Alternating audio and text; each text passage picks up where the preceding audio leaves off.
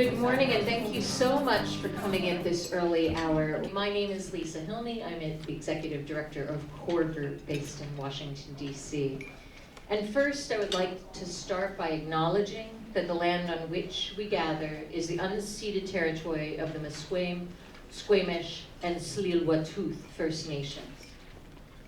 We acknowledge our traditional hosts and thank them for their graciousness in welcoming us. And we recognize that the inherent Indigenous rights and title.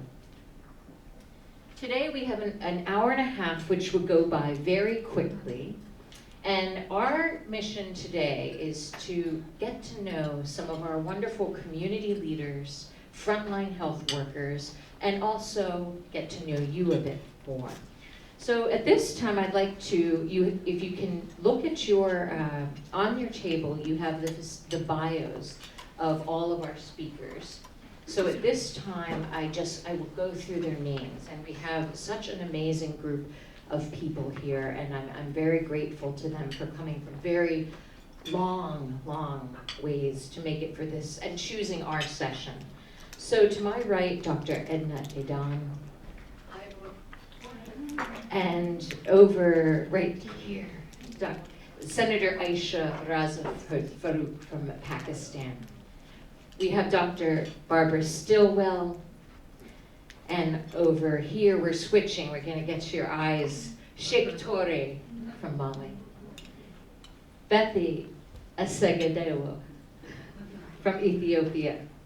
Monique Pat from our Vancouver First Nation Health. Samantha Rick from Washington, D.C. And did I miss anyone? No. And my co-facilitator right here in the corner, Dr. Faleke Valinka. Thank you so much, Yes. Lisa. Good morning, everyone. We're really excited to have you on this very, very important discussion and conversation to be able to deepen not just what we know about community health workers and how effective they can be, but women, community health workers on the front line. And that's going to be the focus of our discussion this early morning while you enjoy your breakfast. We do have a distinguished number of speakers, including yourselves, to join in that conversation today. So to kick us off, So we thought we would, because this is a small, intimate group, very quickly, because we only have an hour and a half, can you please go around, I'm going to pass the mic, say your name and what organization you work for, maybe where you're from. Thank you, we'll start right here. Sure. Hi everyone, my name is Sylvia. I am here from London, UK, and I work with Global Health Strategies, and I support the Nursing Round campaign, which Barbara is leading fearlessly. Hi, good morning everybody. My name is Ramona. I'm from Trinidad and Tobago, and I'm at National University of Samoa. Good morning, I'm Tess. I'm from Washington, D.C., and I work with ACT Associates on our Shops Plus project.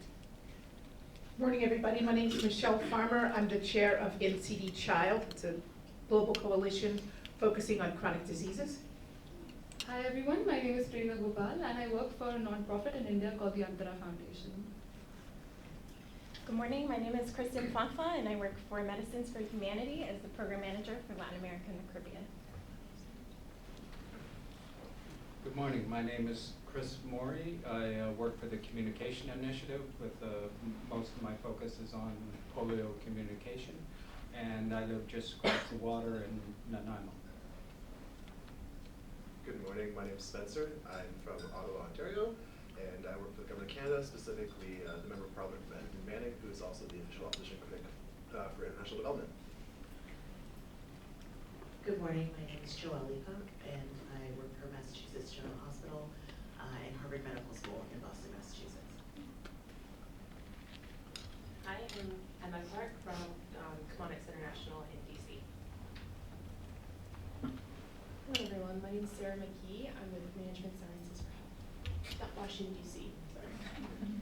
My name is Kathy Romaniki. I'm from Calgary, Alberta. I'm with Planned Canada International Canada, part of their Quality Collective. But I'm a registered nurse and I work in Calgary in hospital there.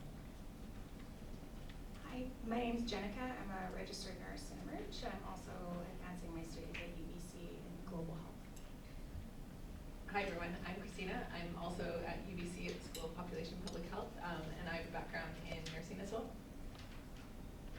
Hi, good morning everyone. I'm Daniel Cobos. I work as a health systems researcher at the Swiss Tropical and Public Health Institute in Switzerland. Good morning everyone. My name is Virginia. I work for an Australian-based NGO, the Fred Hollows Foundation, focusing on eye health and neglect of tropical diseases, and community health workers, lady health workers in Pakistan are the primary vehicle for distributing the treatment programs that we support. Hi, I'm Carmen Larson. I'm a family physician from about 4 hours from here. I don't do anything. I'm a member of Rotary, so I came because I'm interested in the polio. Hi everyone, my name is Amina Aminu. I work for APT Associates in the Shops Plus project in Nigeria. Thank you. Good morning, I'm Margaret Nappy. I work with IntraHealth International, based in North Carolina, and I work with Shrek over here. Thank you. Sorry. Hi everyone, my name is Maddie Vaughan. I'm from Adara Development based in Sydney, Australia. And we cannot forget our amazing organizing team here. So Hillary.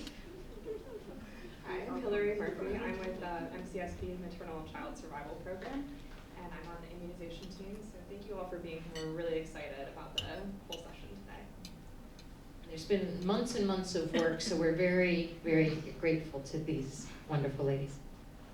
Hi, Avani Jigaraju from Core Group on the Communications and Knowledge Management team. Thank you all for being here today. Good morning, everyone. I'm Adrienne Tadella. I'm also with the Knowledge Management and Communications team at Core Group. Thank you. And to get us, oops. Thanks, Lisa.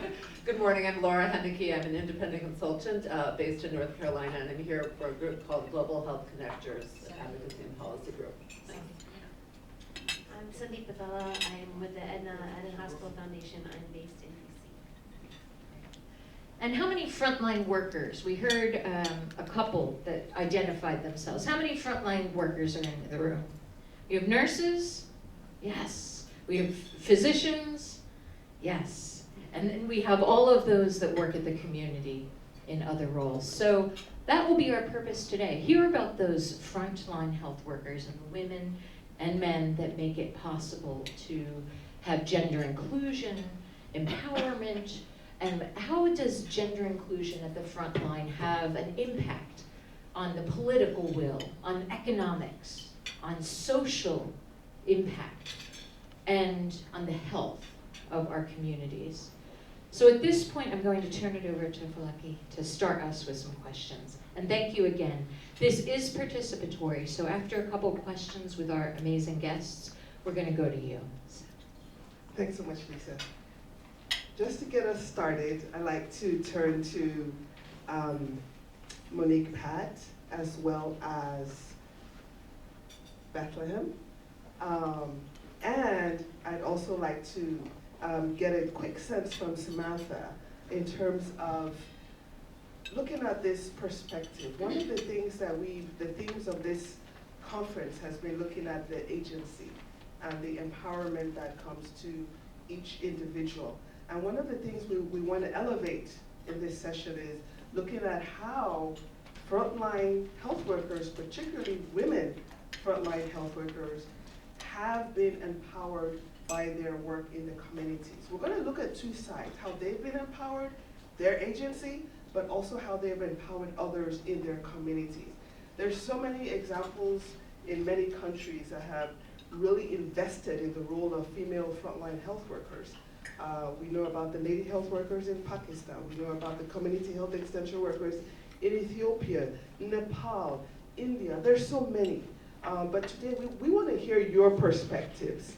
And to kick us off, we'd like to start with Monique in terms of what ways do you think the frontline community health workers, women, have been empowered in their role? And we can pass that on to Samantha's next to you, and also Bethlehem on this table.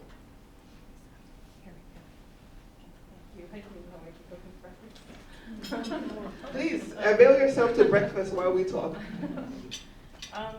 When I look at how I've been empowered by my department in Aboriginal health,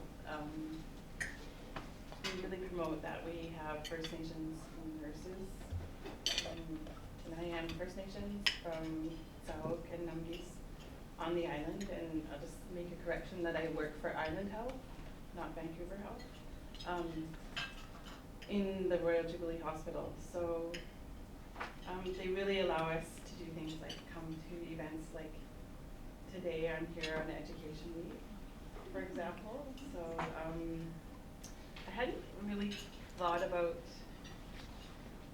gender equity as much as I have since I was invited to this event.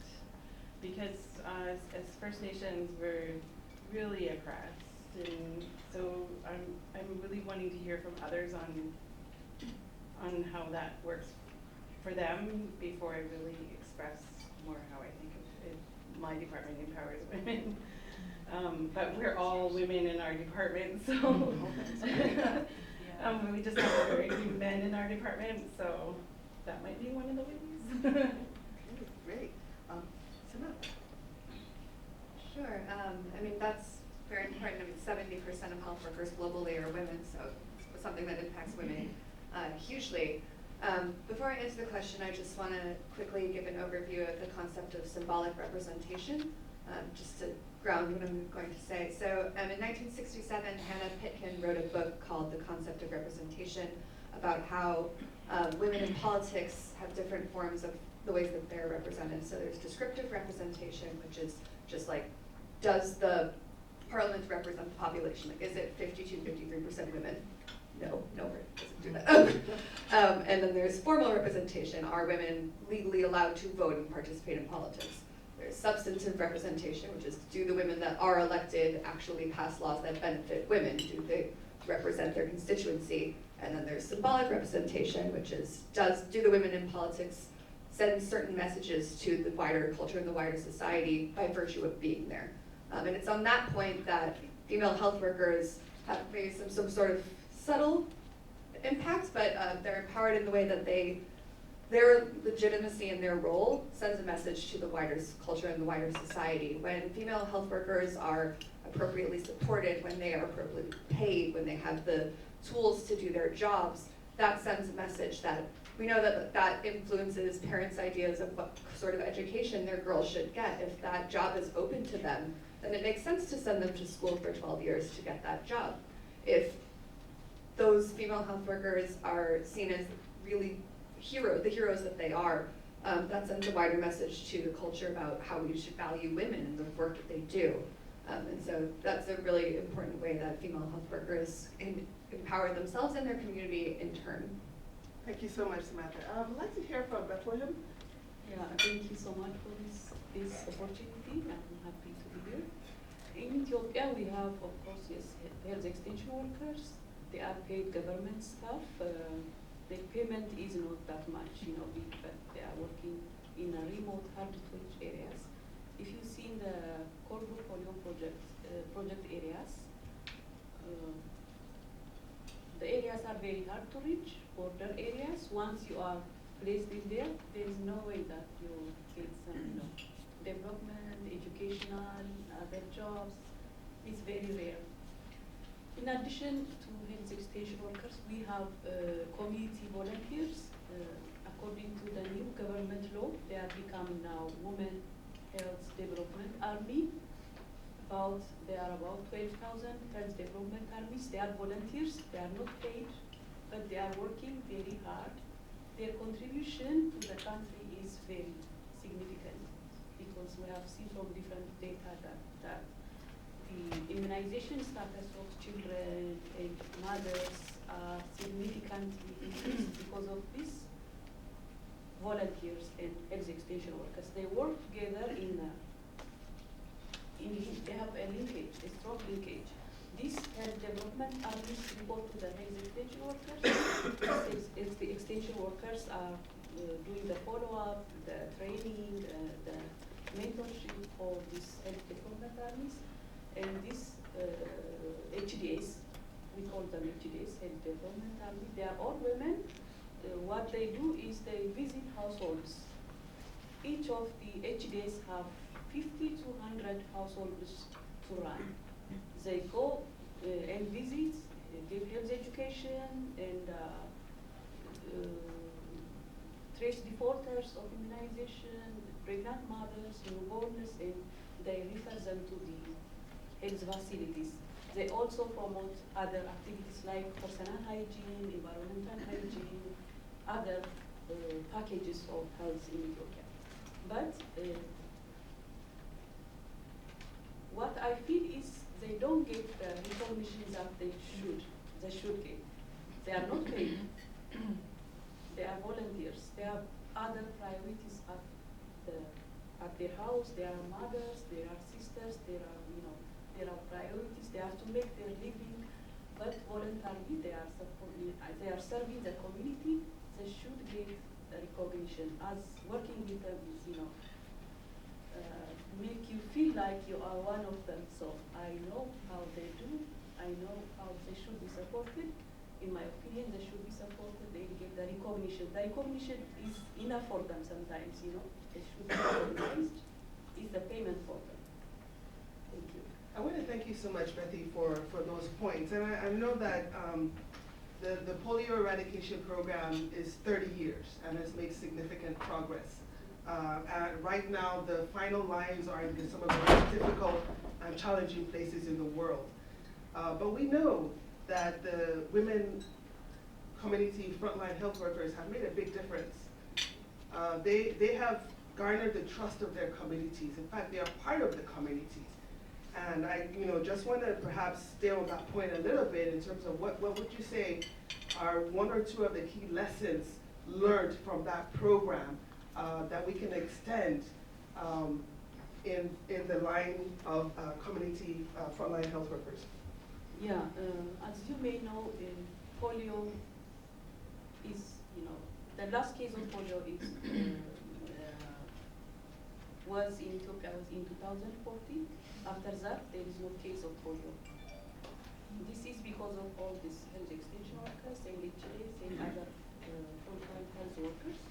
So, in the future, after polio eradication, we should use this power for other activities. For instance, in Ethiopia, we are starting zoonotic diseases because polio will be eradicated soon, hopefully. So we have to use this power, we have to empower them and use them in the future for other interventions. That would be great, I think. Yeah.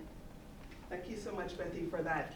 At this point, I'm going to perhaps draw in other experience and example. And I'd like to start with Senator Aisha from Pakistan and also Sheikh from Mali, and really get your perspectives around, we have the women community health workers, but what has been their role in advancing progress, not just in health, but in development in their communities, and looking at this from a perspective of economic, social returns, as well as norms and practices in the communities in which they live and they serve and deliver services.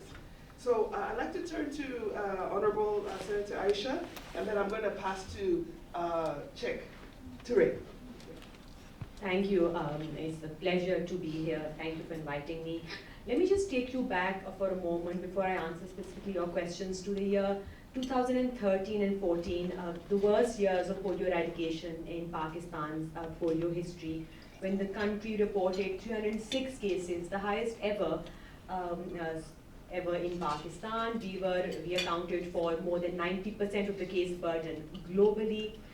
And that is when the program decided that it had to think of non-traditional ways, out-of-the-box solutions to accessing very hard-to-reach areas where the cultural, local, social setting was very conservative. And that's when we introduced community health workers. We needed local workers, we needed females, we needed workers that the communities could trust. And that is when we embarked upon this community health workers program, the CBVs as we call them, community-based vaccinators, which are very separate from the lady health workers program that the government of Pakistan has had for a very long time. And we empowered them, we recruited them, we trained them, Because they were literally from the same blocks of households and neighborhoods as the children that they had to vaccinate, they were trusted.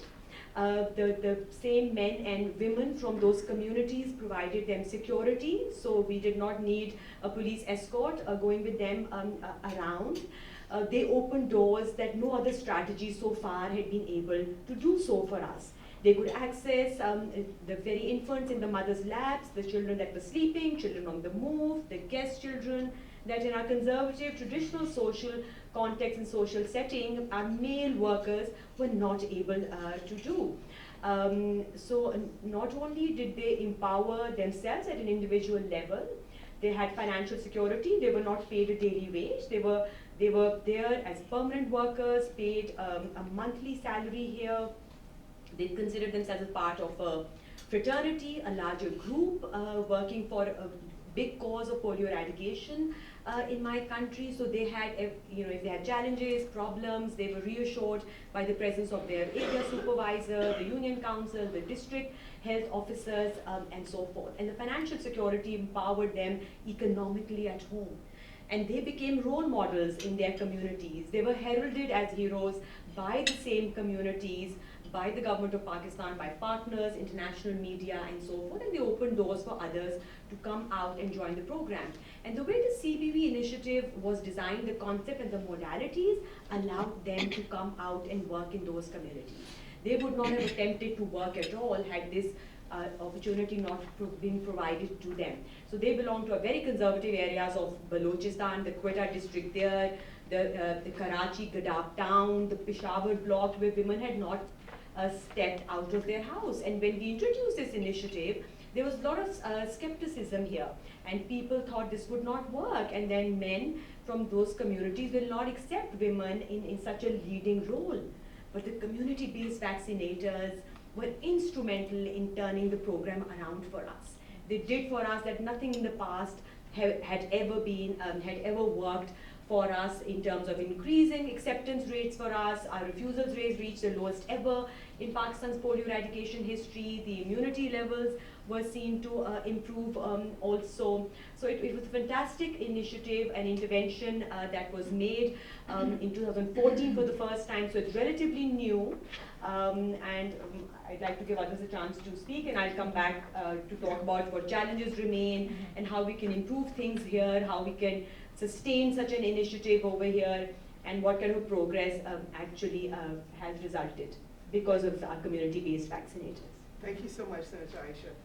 Chief, would you like to share your perspective and draw on some of your examples from Mali? Thank you. Thank you for thank you for the core group for inviting me here. I'm not going to speak in French, but I will try English. Yeah, some background about Mali. Mali has maternal mortality very high. Every 3 hours, one mother will die due to the pregnancy or complication of the childbirth. And in 2011, the government made a shift to focus on community health workers because when WHO launched the 2006 reports asking countries to have at least 23 health workers for every 10,000 population, Mali has only 6 health workers. So overnight, we could not fill the gap. So we have to make a shift to do community health workers program and reinforce it. And so these health workers, we call them ISA, Agents de Santé Communautaire in French. So they are recruited from the communities and trained, supervised on the quarterly basis and supported. And they do door-to-door at community level because the country is huge, and the public transportation in some communities, so they have just once a week transportation during the fair days. So community health workers are doing door to provide services, antenatal care services, and also service to under 5 children. So they do treatment after diagnostic, rapid test diagnostic of malaria, pneumonia also, and Jarea. So they also provide family planning method to the family. Recently, INTRAHEALTH worked with the government of Mali for prevention and treatment for fistula. I don't know how are you familiar with fistula program, because fistula is very prevalent in Mali. Every year we have 2,000 new cases of fistula. So they have also isolation of those women and mothers, and so they are rejected from the communities. This is why INTRAHEALTH work with the government to reinforce the capacity of community health workers to prevent fistula. The first thing they did was to help the community to understand what is fistula, because in our community, low literate, so they think sometimes fistula happen if you had sex outside your marriage to another man. So this is very, very bad. So they make some sensitization and recruit fistula cases to refer them to the hospital. And during the hospital time, so they are supported to them in terms of psychosocial support, because some of them are living with fistula for 5 years, 10 years, isolated from their community, and the community health workers are helping them. Most of our community health workers are women, 80% of them are women, and they are very sensitized to help their other women in their community. And after the treatment, which is very interesting, the reintegration part, because they will stay at the hospital for 2 or 3 months, and when they got the final surgery, they receive a training, a business training, because all effect of fistula is about economic power, because in our community, women can't decide themselves to go to the hospital. They have to rely on the husband to make a decision, because sometimes they don't have money to pay for the transportation of the drug. How to empower those women to be agent of change and start a new business. So we offer a week training to start a new business and to be together using digital aspect for mobile money, and they receive about $200 to restart a new business or to start a new business. So then the community health workers help them to go to the community and organize events. So you will see in the report we launched a week ago. So the report is there at the front. So these are the kind of events where community health workers come with the former fistula clear to say, so this lady is ill. She's not a sorcerer. She's not anything wrong. It was about teenager marriage. You have to end teenager marriage, because if you are teenager, you have pregnancy, you need to have strong antenatal care and deliver at the hospital to have C-section. Thank you so much, Sheikh. I think you make several important points. The horror and the stigma associated with fistula is really very much underestimated, because oftentimes these women are stigmatized and excluded from their own communities.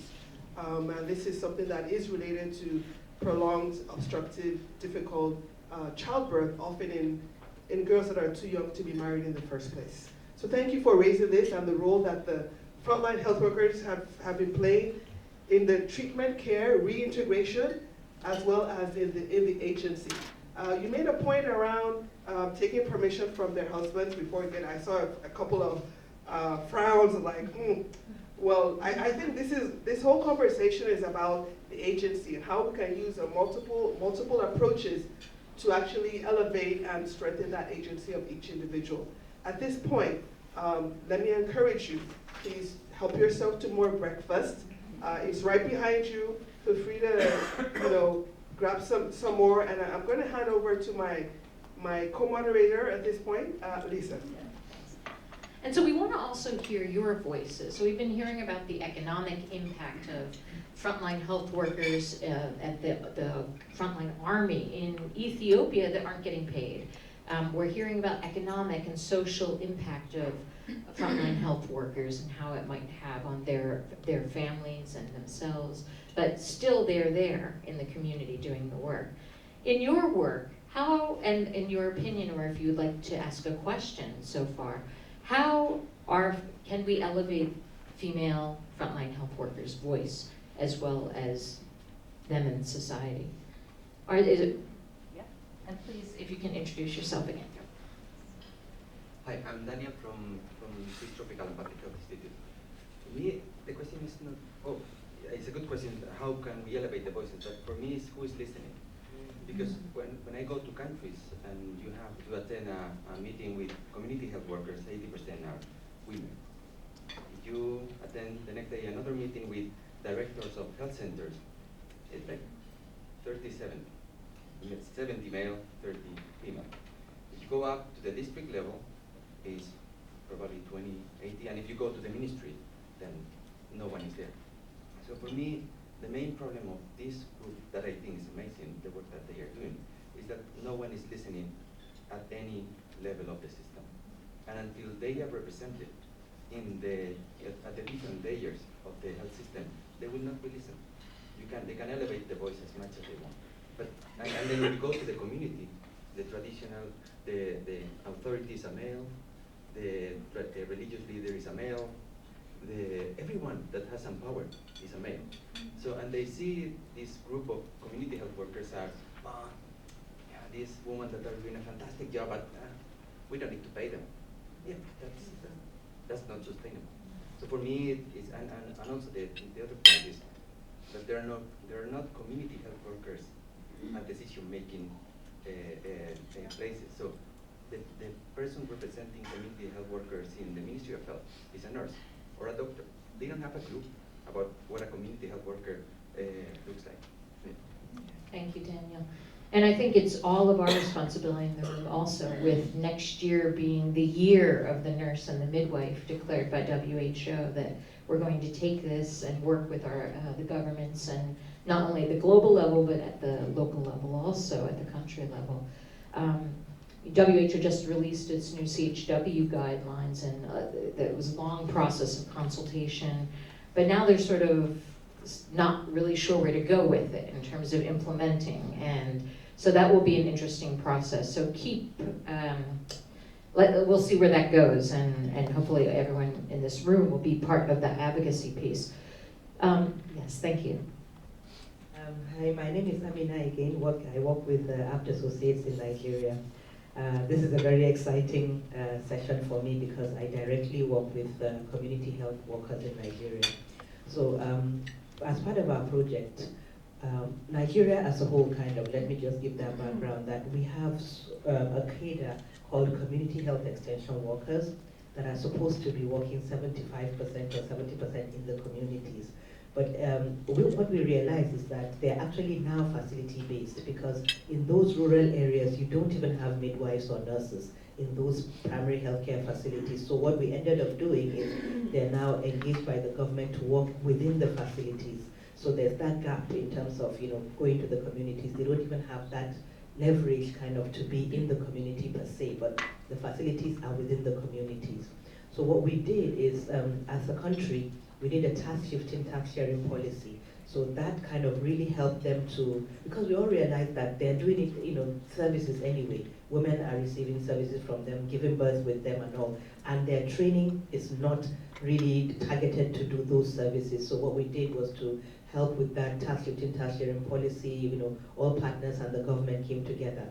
And now they have been empowered to do much more. So it means that at their pre-service training, they also have to do more, because you can't expect someone to do tasks that they have not had those training in pre-service. But what we do now, most of the programs, let me use ShopSplus as an example, we actually conduct in-service trainings now.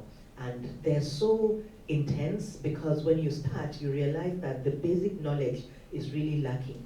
So you have to really put them out for about 2 weeks to really train them, basic training on anything. Specifically, we do family planning, but we have also done a lot of life-saving skills for emergency obstetric care. So I'm just saying that, the first is policy, just as you said, who is listening? When the governments understand that they need that support, the policy backing, that also helps. And the second is also building their capacity and making sure they're doing what they need to do, and mentoring as well, supporting them going to the field. Thank you. Thank you very much for that comment. Any last comments or questions here in the audience before we move on? Double-fisted here. All right. So our next questions will be for Dr. Edna, as well as Barbara and Sam. And when we're looking at progress in the community and progress for the community work that many of these female frontline health workers do, how are we measuring that? What does progress look like? Are there milestones? You've done amazing things in Somaliland over the years, and so we'd love to hear what progress means to you. Well, I'm going to stand up because I'm short.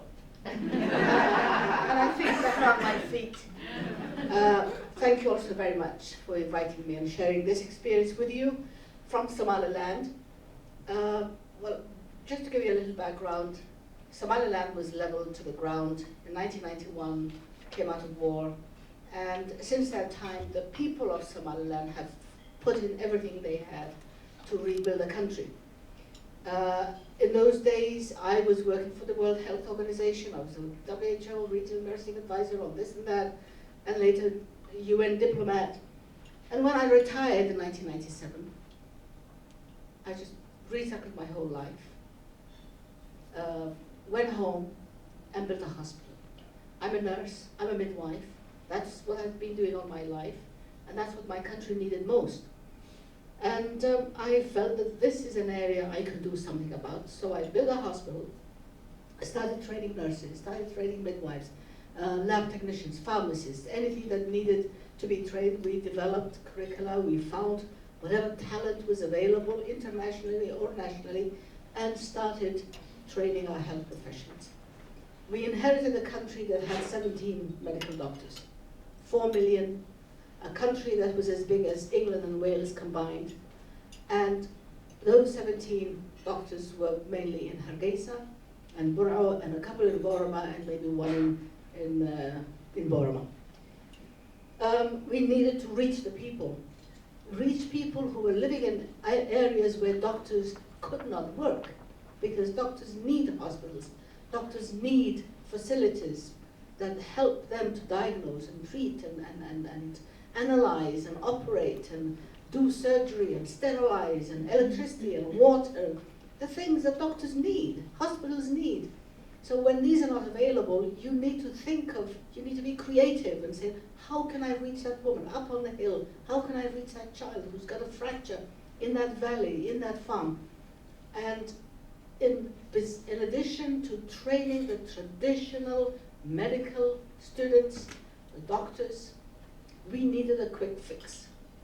Something that takes less than 7 or 8 years, a health professional who can function, who can do a good percentage of the triage and of the care that communities need, and the community midwife was the answer. And I need to give credit to Pakistan, because when I was WHO in the regional office, one of the countries I was very impressed with the work that the lady health workers were doing, was Pakistan. Another country that had also found a way to deal with the people who was in such a vast area was in the Sudan. And they had village health workers. So a combination of what others had done, and with the resources that we had, and the need of our people, we developed a curriculum that contained all the elements that we felt would prepare this young woman, an 18-year-old girl who had at least completed a secondary school education, to be sufficiently equipped with skills and knowledge to be able to respond to the needs of their community. How do we make them sustainable? Of course, once we train them, the government employs them. The Ministry of Health, the central government employs them, and then we also have regional and district representation and municipalities.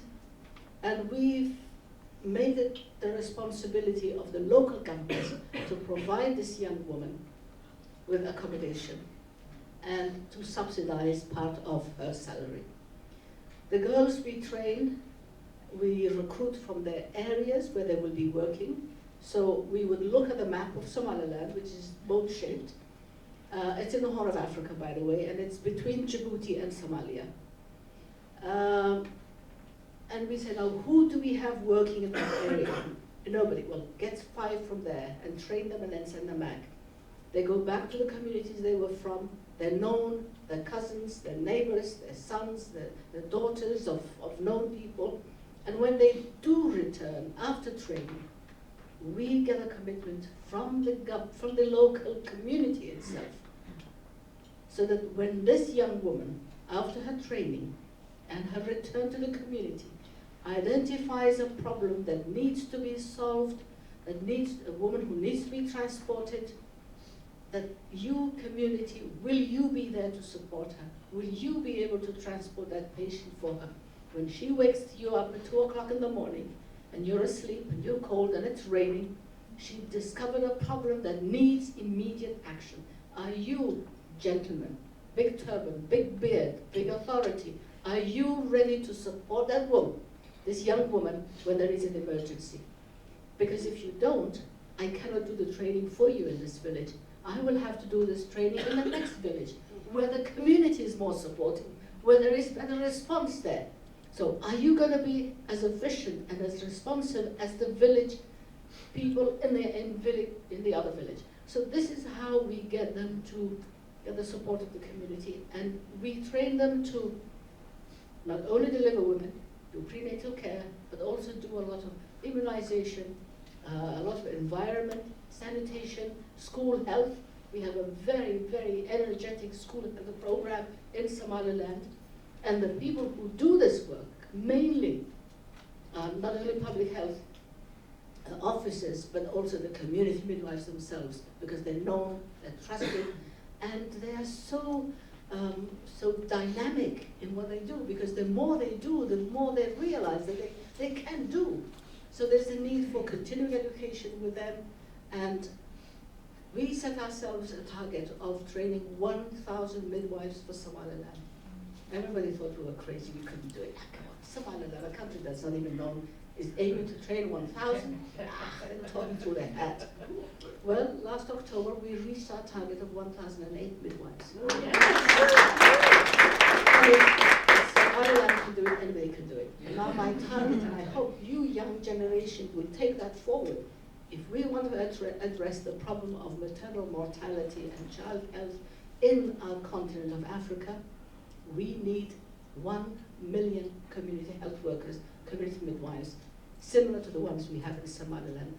That is how we will save lives. That's how we will be able to reduce maternal mortality. The proof of the pudding is,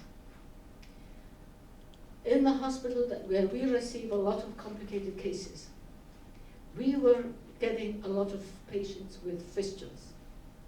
We were getting a lot of women with obstructed labor. We were getting a lot of women who had, we had a very high maternal mortality. Now we have to announce, we have to make calls on the radio to invite women who have a fistula. And maybe once a month or once every 2 months, we will find a woman that has an obstetrical fistula that needs to be fixed. We do it free of charge anyway. And that's the proof of the pudding. We don't, maternal mortality, we've delivered 25,000 patients in the hospital. And over those 17 years that the hospital has been there, we have lost 67 women. That brings the maternal mortality rate of the hospital with a high complicated cases to less than 400 per 100,000 live births, when the national average used to be 1,600 per 100,000.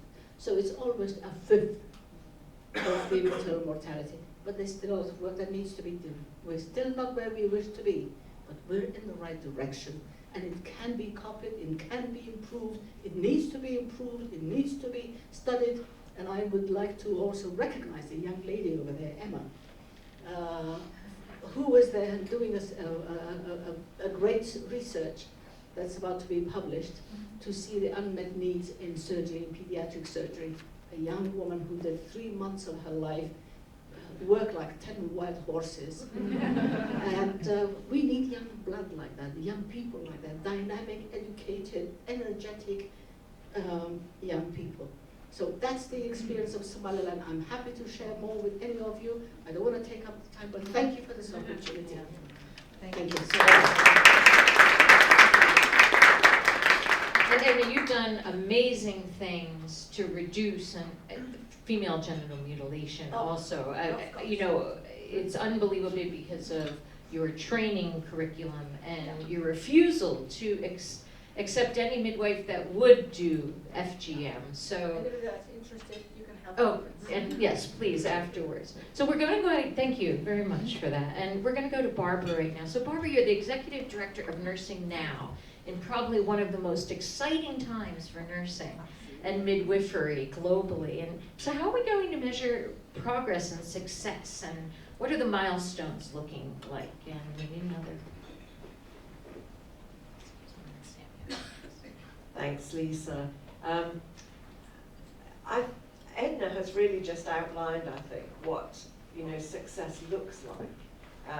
It's when things that have developed become sustainable and funded, and there's an enabling environment. And I think there are 3 things that in my world of nursing globally that we would like to see measured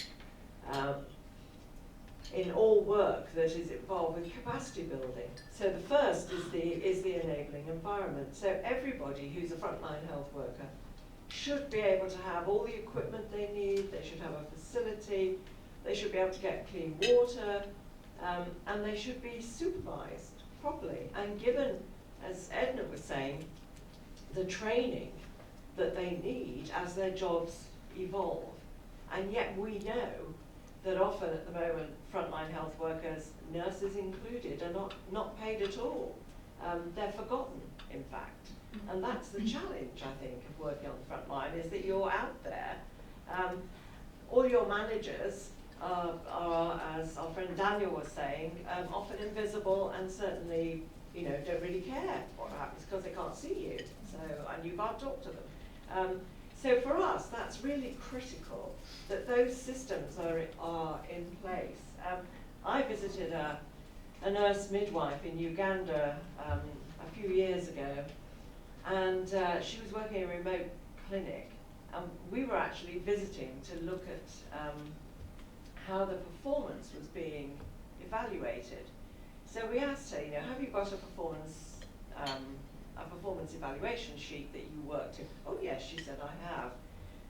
And so we said, so what are some of the indicators? She said, well, one of them is the number of antenatal checks that I do in a week. So I said, well, how are you getting on with that? She said, well, how do you think I'm getting on? She said.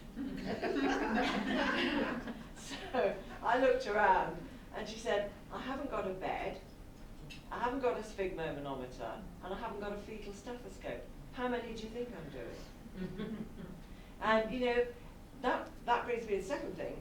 What we do is we often set up these posts to fail, unwittingly maybe, because they don't have the enabling environment, but they don't know or have or been supported in developing decision-making authority, so that they can actually say, well, look, now I'm going to feed up this information up the line to my manager. I'm going to say I can't meet my performance expectations because I haven't got any equipment. So you've got to do something. So that never happened. So we said to her, so what have you done? She said, well, there's nothing I can do. I don't know who to contact, and she didn't have a budget. And I think this is absolutely critical. If we put women into positions, managerial positions, but any positions, they have to know how to access resources, because it's the system that's gendered, the entire system. So you've got all these men at central ministry level in charge of the budget, and they don't know and often don't care who's working in the field. So we need to be thinking much more broadly, and that's when I think we'll be measuring progress, is when the system is less gendered. And women frontline health workers are able to have those three things, the enabling environment, decision-making authority, and budgets. Thank you, Barbara. I'm very hopeful that the political will of WHO making it the year of the nurse and midwifery, and then also the Nursing Now campaign, can gather that momentum and for supplies and budgets and training and these basic needs that we need for women to and frontline health workers to deliver care and save lives ultimately. Sam, I'm going to turn it over to you. What are your thoughts on this progress and milestone question? Yeah, let me just follow Edna and Barbara, no big deal. So, my answer to this question, I think I'm going to be a little bit ambitious and piggyback off one of my favorite quotes from Ruth Bader Ginsburg, who's one of the Supreme Court justices in the US. When she was asked, like, when will you stop talking about how many women you want on the Supreme Court, when will you be happy? And she was just like, when there are 9, which is the total number of justices on the Supreme Court. So, just 2 examples. So according to the Safeguarding Health and Conflict Coalition report, there were at least 973 attacks last year in 23 countries on health workers, facilities, transport. And many of those attacks documented include violence against women. There were women injured, women killed, women kidnapped. For example, on March 1st in Nigeria, 2 female midwives were kidnapped, Saifura Husseini Ahmed Korsa and Hawa Liman, both of whom were killed within the month. In Myanmar, the army detained 6 female medics from the Ta'ang National Liberation Army who had accused the military of killing prisoners in war. Their bodies were discovered dumped in a forest. I'll consider it progress when those numbers are 0. Tomorrow, along with Nursing Now, we're releasing a report on gender-related barriers to nurse leadership. Just like that. Really good. So I'm not going to spoil it for you because it comes out tomorrow, but I'll just cite 2 of the many statistics that are included. Of our 2,537 respondents from 117 countries, 57% said that female nurses are more likely to face not being seen as a leader compared to 33% of male nurses. And 65% of the respondents said that the exclusion from consideration for leadership based on pregnancy, maternity, and family responsibilities was an important barrier to achieving leadership, and I'll consider it progress when those numbers are 0. There's just 2 examples. Thank you. And I'm glad you brought up these difficult areas where people are kidnapped and there are war zones. And I think it's a perfect segue into our next question in terms of some of the challenges that might be faced in Ethiopia or Pakistan, or even here with the First Nations. We know the genocide report was released, and we're talking about women disappearing, and women getting killed. And so at this point, I'm going to ask the Honorable Senator Aisha, and then Bethy, and then Monique to comment on what are the challenges that the female health workers are facing, and how do we really solve, what are some of these strategies that we can do to solve them in your experience? So thank you very much, Honorable Senator. Thank you, and that's a very relevant question, especially for Pakistan, where polio vaccinators, not just females, but polio vaccinators in general, health workers, were made targeted consistently in post 2012. They were when these workers would visit homes, and this is typically female workers. They were abused, not treated properly. They were forced to go away. Sometimes their purses were snatched. They were abused. So Pakistan saw a fair share of such threats and violence targeted towards health workers in general, and specifically female health workers. But we saw a great improvement over the last couple of years because of an improved law and order situation, because we worked very closely with our Ministry of Interior, with our law enforcement agencies, the Pakistan Army, which saw polio eradication as a national movement, a national cause, and made sure that all steps were taken to give our polio vaccinators that security, those security personnel to go along with them, and that has seen a decrease in the number of attacks to our polio workers. When it comes to how they were treated, and there was abuse that we saw there, gendered abuse, that's where we worked very closely with the communication side of the program to build trust around the vaccinators, to build respect, to place our female vaccinators at the center of the program. And I've heard participants talk about the kind of empowerment or leverage they have. In Pakistan, our female community vaccinators have a lot of leverage. I mean, they're the ones who brought the country from 306 cases back in 2014 to just 8, our lowest ever in the year 2017.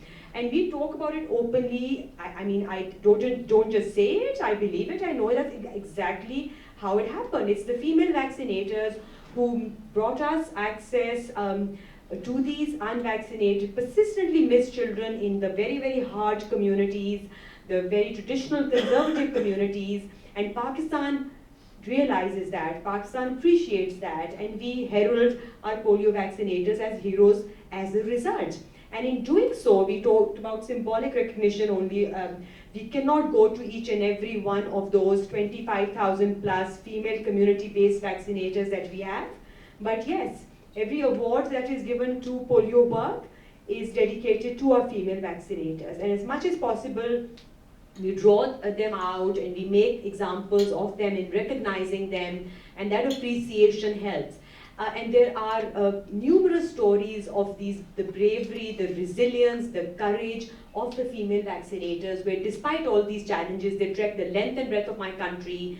They've seen security challenges, their climatic issues, their challenges of terrain where they have to go through narrow mountains, deserts, there are all kinds of geographical topography back home, and yet knock on each and every door of Pakistan and they vaccinate 34 million plus children below 5 years of age.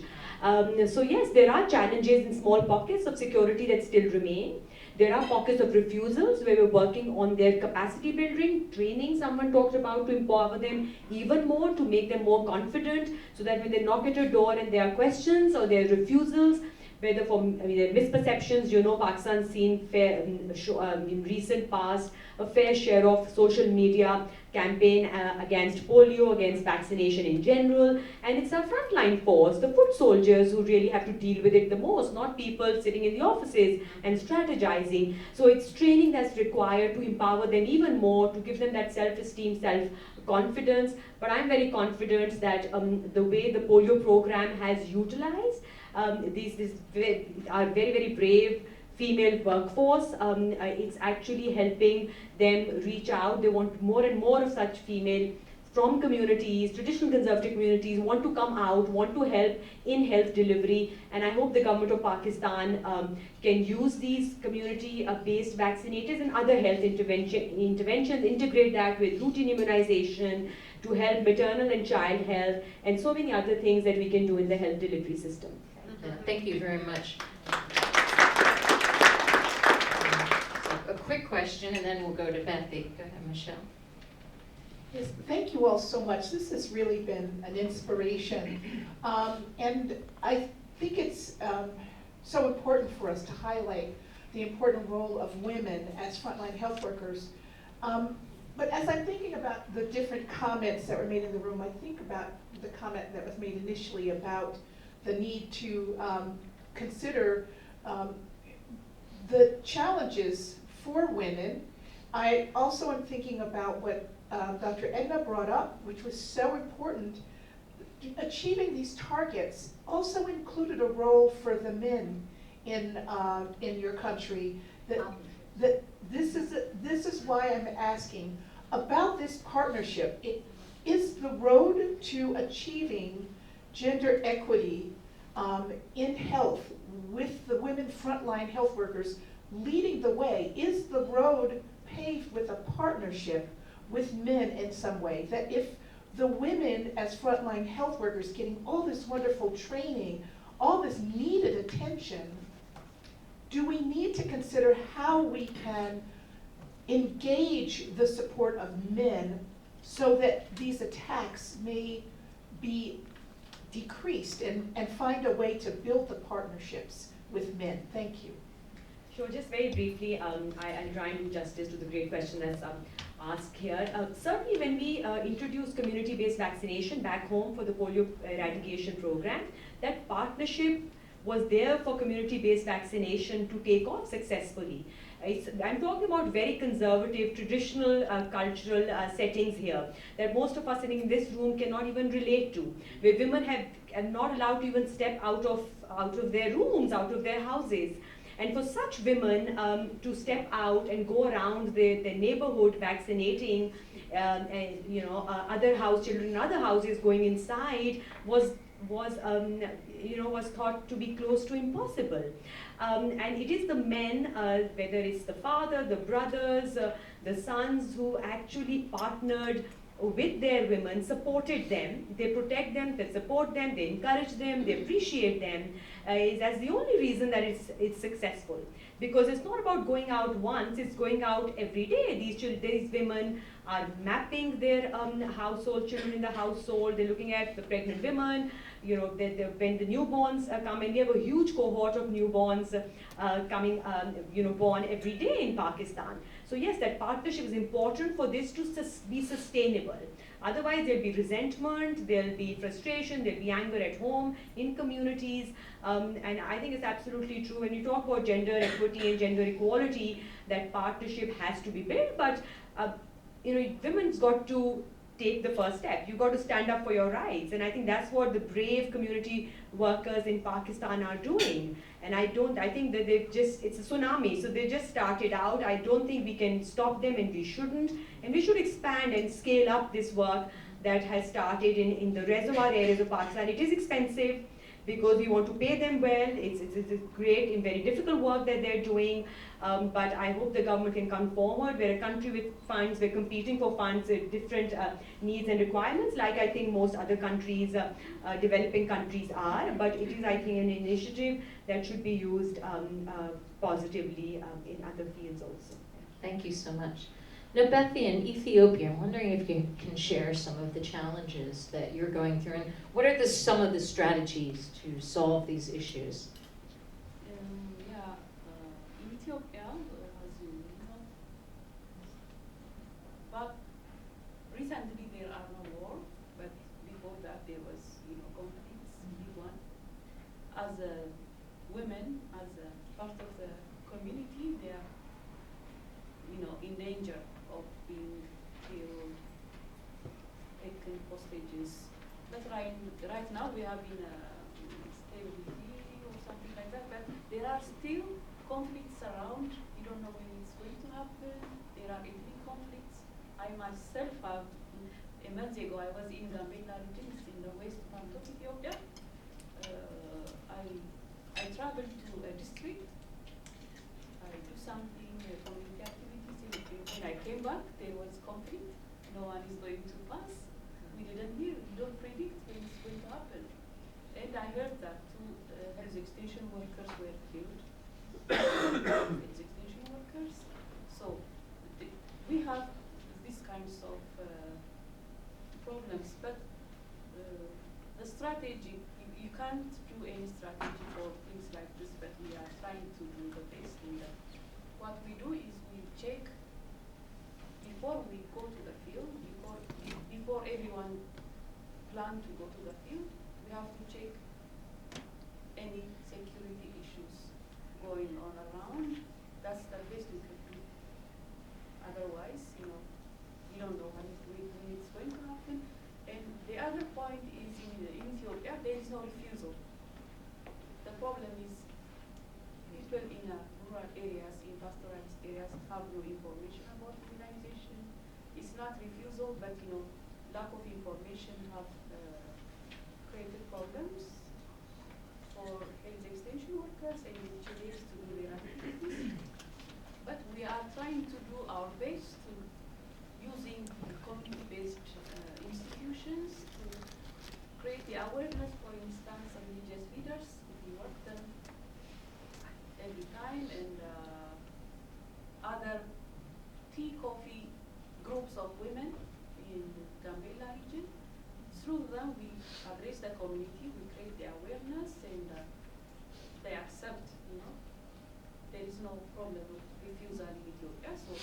So far, the activities of the extension workers is smooth because we are using these religious leaders, very effective one, and relatively they are in a good position regarding this issue. Thank you, Bethy. So going back to the idea of partnership, whether it be a religious leader or members in the community, I know that going back to the infrastructure comment by Senator Aisha, Ethiopia has started using that polio infrastructure to look at other diseases such as the Global Health Security Agenda, and they've always been working with newborns and post-birth. So kudos to you for using that 30 years of experience and now all those motivated people that have those relationships in the community to transfer skills on other diseases. I'm going back to Monique. Now, Monique, you mentioned that all of the health workers are women and they're First Nation nurses. You promote that, but You promote that, but you try. And can you talk to us and let us know, for those of us that don't know much about the First Nation clinics, and what are some of the challenges you face on a day-to-day basis? And you can stand if you want. And are there certain strategies that you've seen that are successful for addressing those? Well, I'm going to have to start somewhere else than the question. I'm sorry, earlier I didn't really answer questions for my community. I work for a large hospital, and there's 7 floors and 2 towers, and I'm the only person being the advocate for the whole hospital for Indigenous people when they come into the hospital. And so I can have a lot of people that are waiting on me for support, and they're all poor. The poorest of the poor and the saddest of the sad is what I always say. My job is, I believe in my work. I'm lucky my community trusts me and believes in me. I come from a long line of matriarchs, which is an amazing attribute to why I feel like I'm empowered. Because I know who I am and where I come from, and my family had to hide our culture. We were not allowed to practice our culture. So we would go to islands and we would go to private places to continue I know who I am and where I come from, because we hid our culture. People say that reserves is the reasons why you have your culture still, but that's not true. We have the Indian Act, we have our status card with our number on it. What people don't know is we're in the aftermath of war against Indigenous people in North America, not just in Canada, all across Canada and the US. We have been through germ warfare. We have been through Indian hospitals and Indian residential school, Indian day school, in every way to assimilate us after annihilation, after assimilation. It is so much to say, because my job, I work for people from birth to death. The thing I thought about after thinking about what empowers me is the work of Dr. Verna St. Dennis, who is also an Indigenous woman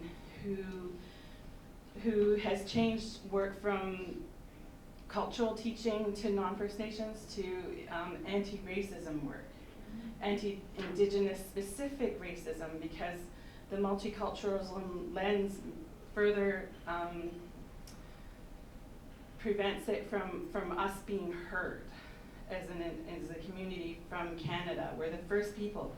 People think French and English is the language from this land. It is not this language from here. We have, in BC alone, there are 200 languages in British Columbia. We are the most diverse First Nations in all of Canada.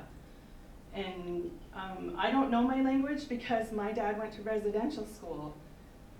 My dad and my granny had a meeting with her, my uncle told me about their residential school experience. I haven't really heard any stories at all from anyone in my community about residential school, because it's so shameful what was done to them, and they are so disempowered. They've been,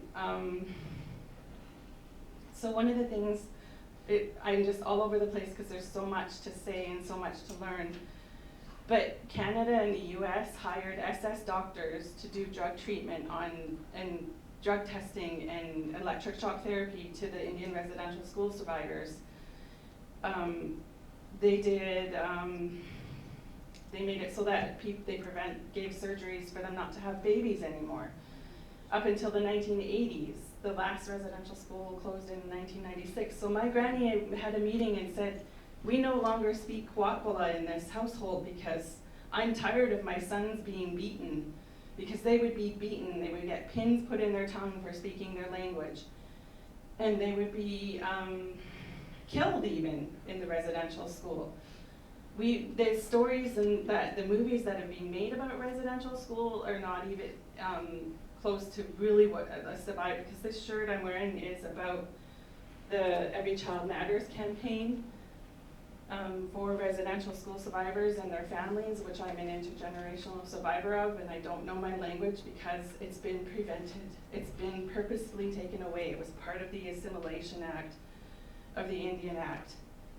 And so what I say to this is the life-giving work for me has been the anti-racism lens we're taking in Aboriginal health, and we're teaching non-Indigenous people about anti-Indigenous specific racism, because it is important. It is the work that is required to be done.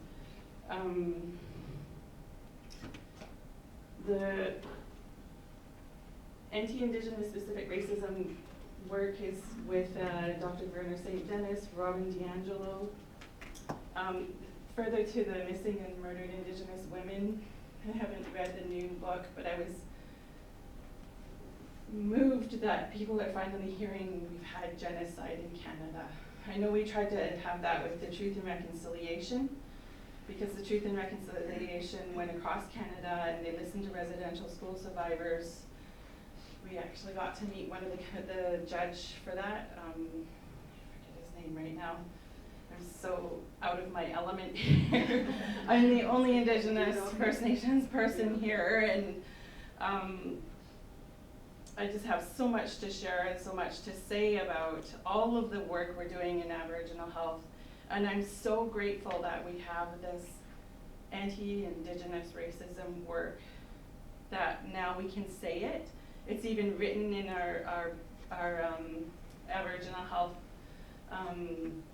book that we're working on, racism.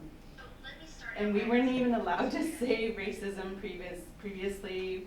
People would be like walking away, and we still experience that. It's very, very, very, very hard work. It's the most hard work we've ever done, but it's been the most rewarding work.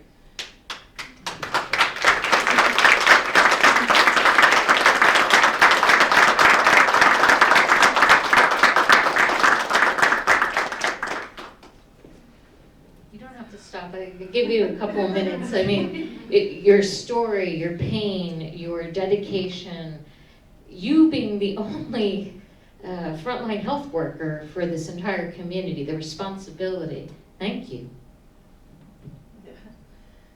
Yeah, just a little emotional. My mom passed away. Emotions are good. Yeah, this year in October, and it was sudden. And I was imagining that she was here with me, and I would have, she was an elected band chief, and of course she's the matriarch, and so I sure miss her. But because of her, I'm able to do this kind of work. Yeah. Thank you so much.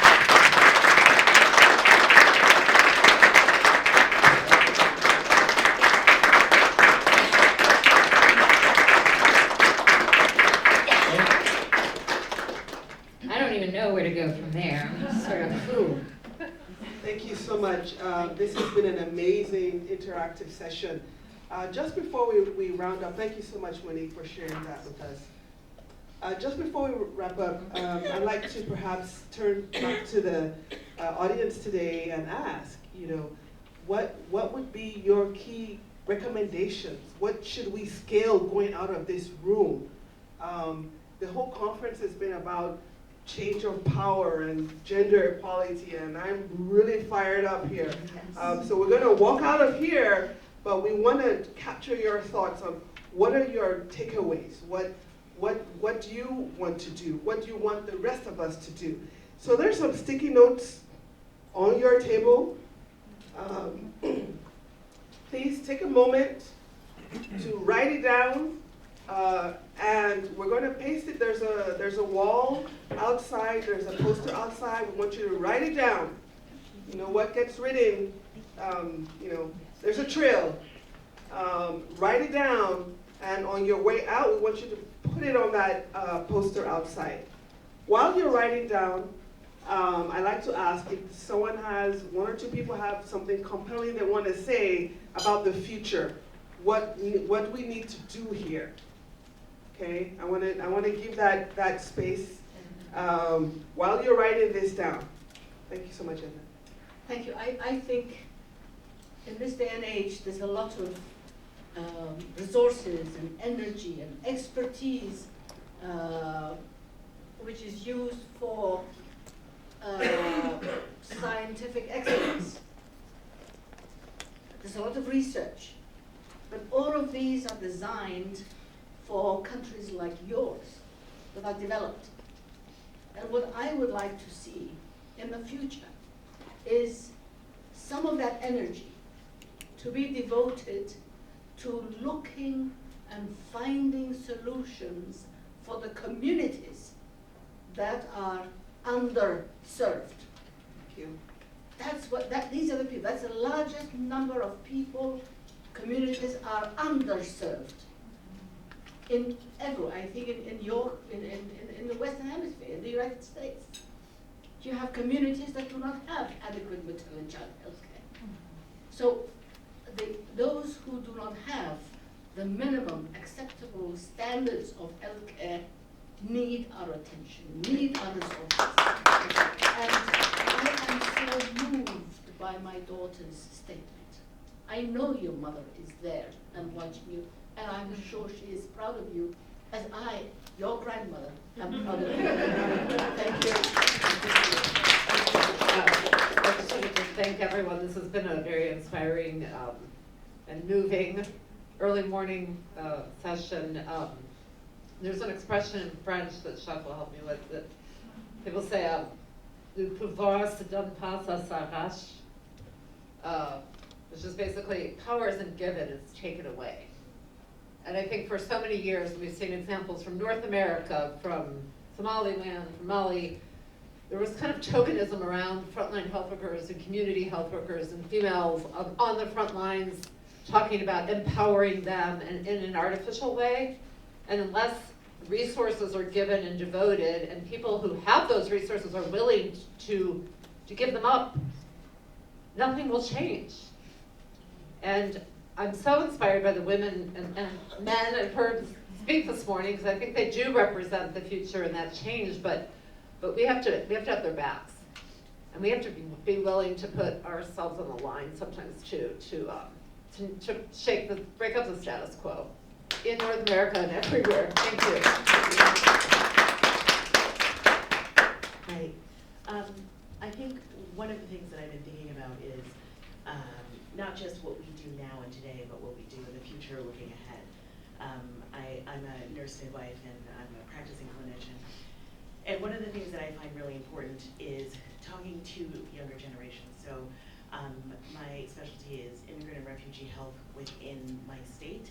And I think my clinic staff probably hates me, but every visit I carve out a few minutes just to ask the women that I'm working with what their hopes and dreams are, what their goals are, what they're working towards, because women have ideas, they have dreams, they know where they're going, but they don't always have somebody to convey that to who can validate them, and we are all in a position to do that.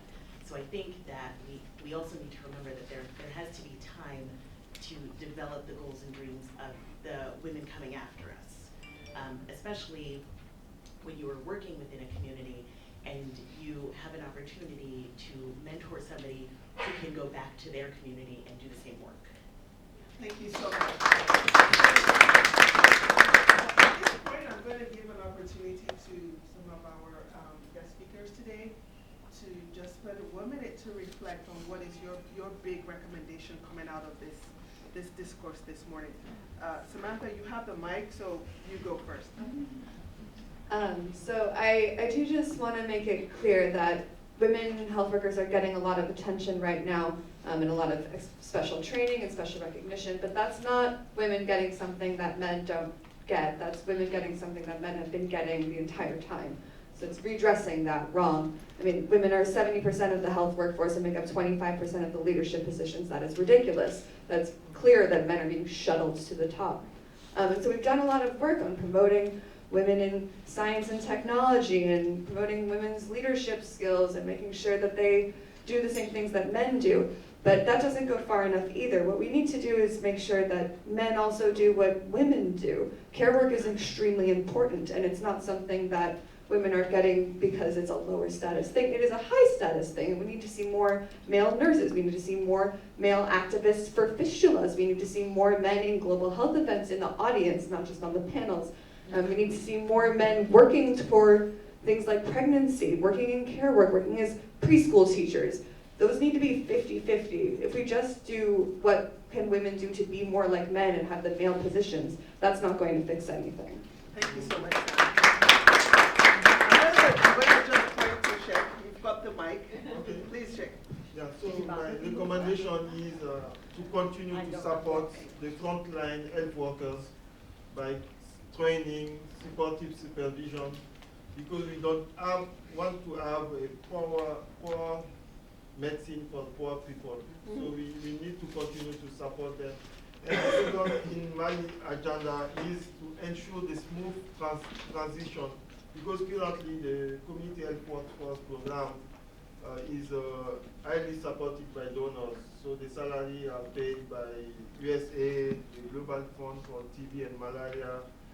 Now we are pushing the government to have a budget to continue to support this initiative.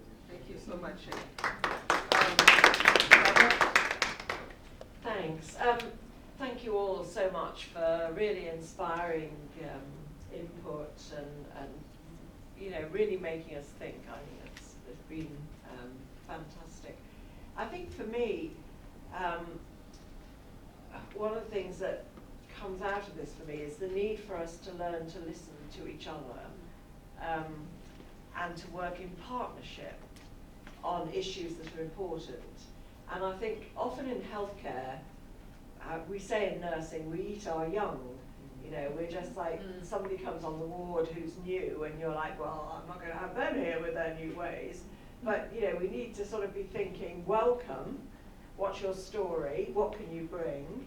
And we need to think that to everybody, men, physicians, other women, everybody. You know, we need to be thinking, what's your story and how can we work together to make things better, to keep pushing the door to non-gendered systems. Thank you so much, Barbara.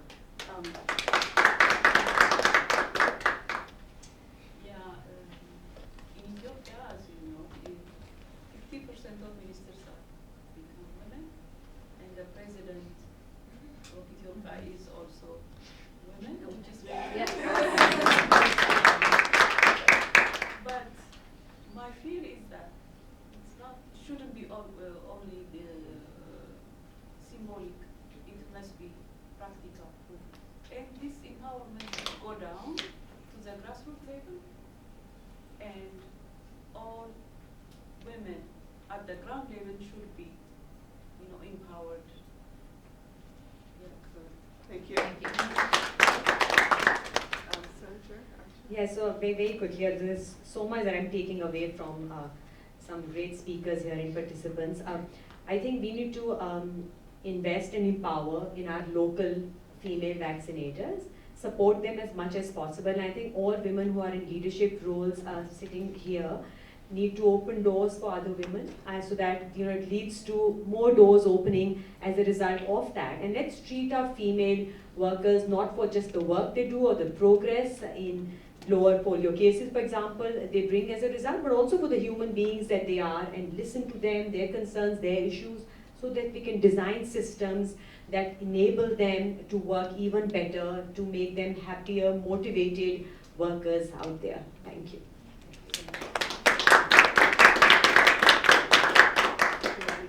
Yes,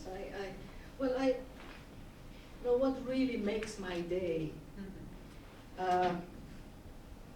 is in a country like mine, a country that was destroyed, 95% of it leveled to the ground, health workers killed, cities bombed, and today, on a day when the stars are very well aligned, I would walk into my operating theatre and I would see the senior surgeon, female, the assistant surgeon, a female, the anaesthetist at the head of the patient is a female, the instrument nurse is a female, the supervisor of the operating theatre is a female.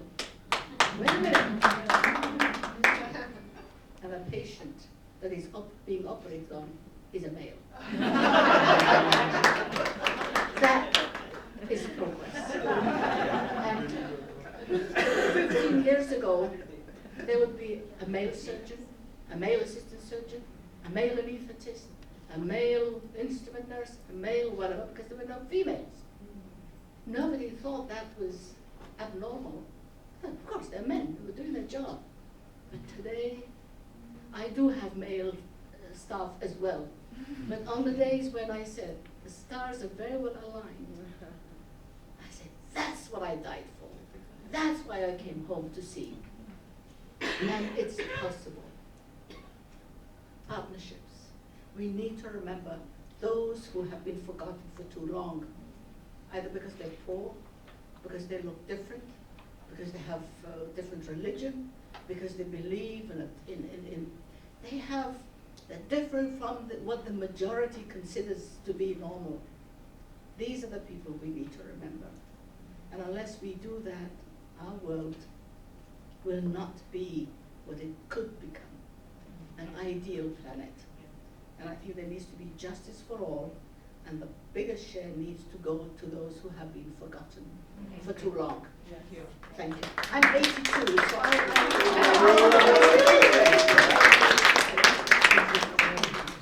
Monique, you have the last word.